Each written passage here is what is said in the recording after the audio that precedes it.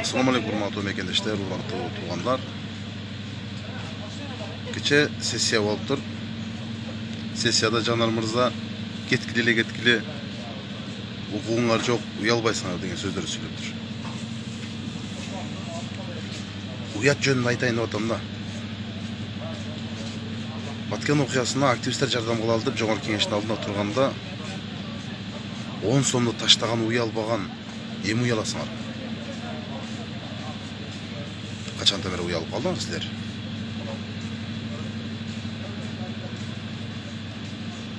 Тиги уялчак депутатыңар бир аялдын өлүмүнө себепчи болуптур. Ошо түрккө күйгөнчөлүк эмне ошол аялга күйбөдүңөр? Эмне ошол аялдын тагдырын талкуу кылган жоксуңар? Текебаев айттыр, биздин мамлекетибизге шек келтирди, жарандарыбыздын укугу тебеленди. 2010-жылы сен унуткан болсоң, биз унута элекпиз. Текебаев. Ойлошуңар мүмкүн, бул бала текеберлик кылып сенсирип атат деп. Жок.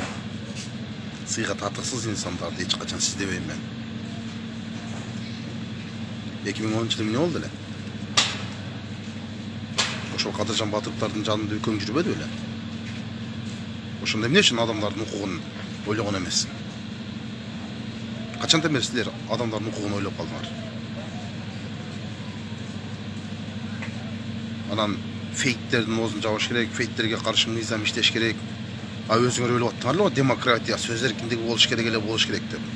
Ошол фейктер дагы ошол сөз эркиндигинен пайдаланып аткандыр балким. Өзүңөрдү келе туура карапайым элдиги туура эмес ойлойсуңар. Акылдуу болосуңар да. Качандан бери укук жөнүндө, мыйзам жөнүндө сүйлөп калдыңар? Мыйзамсыз акча таратып добуш сатып алганыңар эсиңерден чыкты. Элди жинде ойлогола. Эл силер ойлогондой эмес азыр. Элдин сабыры түгөнүп баратат. Мына менин тилимди кычтырып атасыңар, башкалардын башка жери кычышып кетет, ноосу кычышып кетет. Көчөгүңөргө тебип колап чыкпасың бир күнү парламенттен. Эсиңерде болсун, эл эми жыйыла турган болсо, бириң сого албайсың. Бул менин сөзүм эмес, элдин сөзү.